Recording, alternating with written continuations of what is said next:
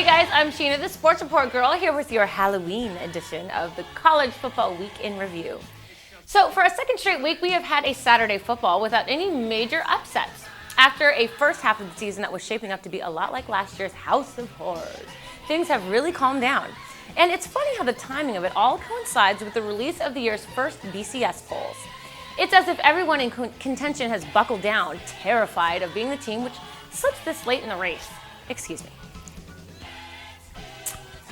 I won't need those till later. One team we can officially consider DOA is LSU. After losing to Georgia 52-38, the defending national champions can set their sights on something like the Chick-fil-A Bowl. They may end up playing on January 1st, but with two lopsided losses, it surely won't be with the BCS. Not unless something tragic takes place in the SEC over the next month and a half. Speaking of lopsided losses, there were a few of those this past Saturday, perhaps none as severe as the 63-5 killing Florida put on Kentucky. There really isn't much to say about this game other than to look out for next week's huge matchup between Florida and Georgia. It's a game that was circled by both teams at the beginning of the season, and now we can see why. Whoever wins this Eastern Division game will have the inside track to the SEC Championship game where Alabama looks to be waiting. In fact, Urban Meyer is so concerned about the big game, he's tightening the noose around his players to keep them from saying anything stupid that might add motivational fuel to Georgia's fire. The other massacre of the day was when Texas Tech dismembered Kansas 63-21. Years ago, when the Jayhawks scheduled this game as their homecoming, the Red Raiders were pushovers. But today, Mike Leach's guns-up offense is one of the most potent around. On the other side of the competitive fence was the Oklahoma State-Texas game. Like the Red River shootout a few weeks back, this was a close one. For Texas, it was almost too close as the Cowboys hung around and nearly butchered the Longhorns. Too bad for Mike Gundy, who up to this point had his best start as head coach in Stillwater. But hey, he's a man, he's 40, he can handle the loss. And the truth is, there's no shame in losing a close game to the nation's top team. There were also a couple of other yawn fests on Saturday as well, like the de facto Big Ten championship game.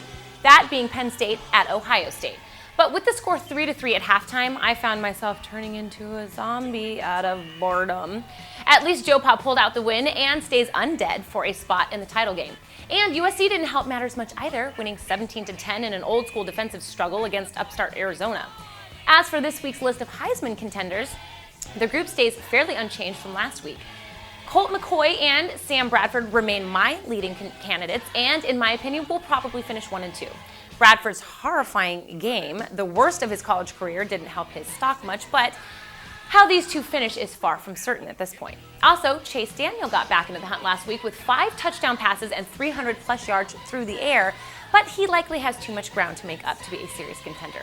And, like Freddy Krueger, Tim Tebow just keeps coming back. His stats are a far cry from last year, but like the saying goes, it's not how you start, but how you finish. This week against Georgia will go a long way in either solidifying or eliminating him as a contender. A new name on my list is Texas Tech quarterback Graham Harrell. Last week's 5-touchdown performance was indicative of the type of season he's having. If the Red Raiders are to upset Texas this week, Harrell is going to have to kill it. If that happens, this kid will be right in the mix. Slipping down my list and into the abyss are USC's Mark Sanchez and Georgia's Noshawn Moreno. Sanchez would need to be putting up big numbers each week to stay relevant in the conversation, and against the best the Pac-10 has to offer, his stats were weak. And Moreno looked good to me last week, but with 52 points scored by Georgia, he only accounted for 6 of them. Clearly, that's not going to scare anyone. Okay guys, that is it for this week, but be sure to subscribe to our YouTube channel. Who knows what I'm going to look like next week?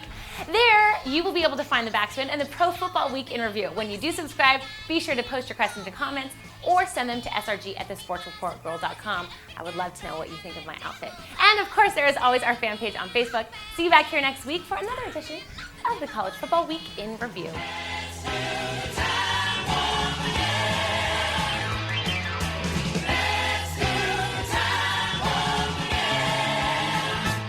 Jump to the left.